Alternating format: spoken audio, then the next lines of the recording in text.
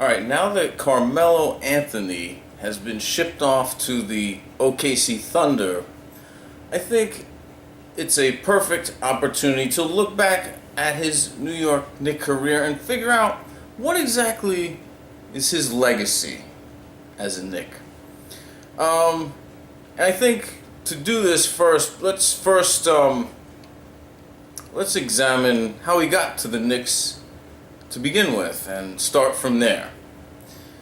So in the 2010-11 season, Melo forced his way via trade from Denver to the Knicks. And there are three key components to keep in mind about this move. The first thing is that he was traded for like 20 guys. If I remember correctly, it was Danilo Gallinari, Wilson Chandler, Raymond Felton, Timofey Mozgov, a future first-round draft pick, and a partridge in a pear tree were shipped off to Denver in exchange for Melo, and Billups came with him. Now, to agree to this arrangement, to force this kind of a trade, to force Denver's hand to make this kind of a deal, Melo had to know that, the cupboard is going to be bare, and he's going to a team where he's going to be a one-man show.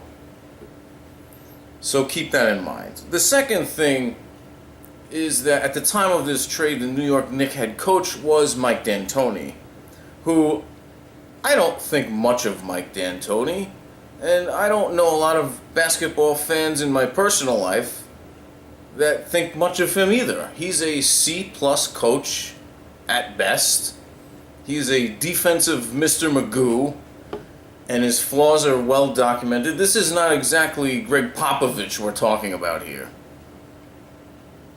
And that's the coach that Melo's going to play for. So keep that in mind. And the third thing is that Melo is going to a team that has the worst owner in all of sports, James Dolan, a rich kid's son who has absolutely no earthly idea how to build a winning culture. So take these three things into consideration. The cupboard is bare of talent, the coach is blah, and the owner is horrific. Why would Melo want to come to that mess? I can't know that answer for sure, but putting two and two together, I think that Melo had no interest in winning a championship. Melo's driving force in going to the Knicks was centered around self-promotion. He wanted to become a celebrity outside of the world of basketball. He wanted to globalize his brand. There were undoubtedly endorsement opportunities that may not have been available in Denver, the media capital of the world. And the allure to financially become elite. Of course, he was making a bunch of money in Denver, but to make elite level money, to make superstar money, so that his family never had to struggle for money ever again. Those were the driving factors, in my 2 cents, of why he would want to come to the Knicks. So, as he now leaves the Knicks, I think his mission was accomplished. He got what he wanted. He got paid handsomely. He scored a lot of points. And he got endorsements out the yin-yang. And good for him. He capitalized on his ability to put the ball in the hole, and he got paid a god's ransom, a king's ransom, in exchange for those abilities. The disconnect comes with Knicks fans. See, Knicks fans and Carmelo Anthony had two different goals. That's why they're not on the same page. Knicks fans wanted to win a championship for the first time since 1973, and they thought this guy could do it. And for that reason, I find Knicks fans laughable. Like, what gave you that idea? That Carmelo Anthony gave a crap about you, that he'd want to win a title for you? Like, do you think he cares about the fans? Like, oh, poor baby, your favorite team, they haven't won a title in a million years. Poor baby. Guess what? 'Cause I'm a nice guy, because I love you, I'm gonna do my best to win a title just for you, so you can wipe those tears out of your eyes. Come on, man. Like, do you believe in Santa Claus too? Do you believe in the Easter Bunny too? Like, do you really think Carmelo Anthony gives a crap about the fans? Like, he wants to win for the New York? Come on. He was a paid contractor, and outside of the guff he got out of Phil Jackson, I think he made out like a bandit. So, there's that. And the reason I feel as though Carmelo Anthony never had any interest in winning a championship is because he never did the little things that it takes others to win championships. Playing through injury, something he doesn't really, not a fan of. Defense, he's not a fan of that either. Locating high quality shots for his offense, that's not his thing. Making those around him better, not really something he's interested in.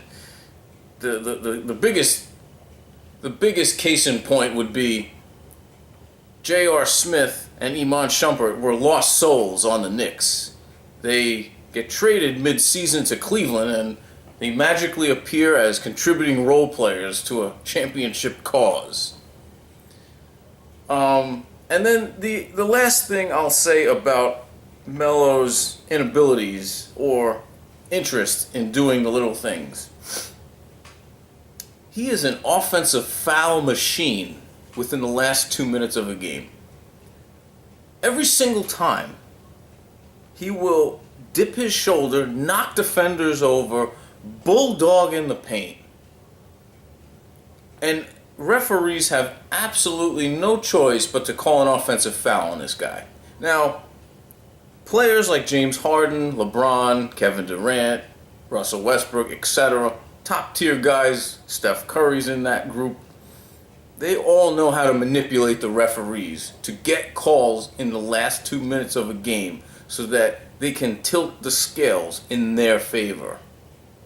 And when they tilt the scales in their favor, the refs let stuff go. And 13 years into his friggin' career, Carmelo Anthony still doesn't understand how to manipulate the referees to get those superstar calls that everyone I just mentioned gets.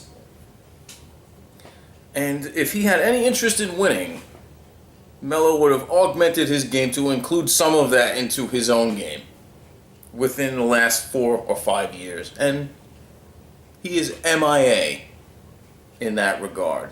Now, I'll close and say this. Melo and the Knicks, it was going to be, even if he had the best intentions to win one for the city or win one for the fans, or, if he had that goal in mind and that was his driving force, I don't think he would have gotten it done anyway, because there were so many roadblocks. The talent level was mediocre at best. Phil Jackson was a bumbling idiot in the front office. There was instability within the coaching staff. And of course, ownership is awful.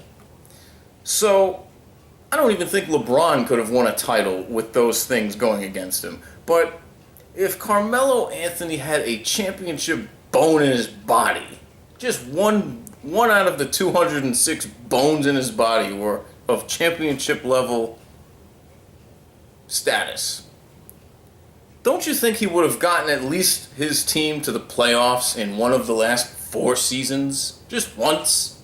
Especially in a weak Eastern Conference, when all it takes to get to the playoffs is 39 wins, 40 wins. You can have a losing record and still get invited to the playoffs where anything can happen. An upset against, I don't know, the Raptors or something. But he couldn't even do that.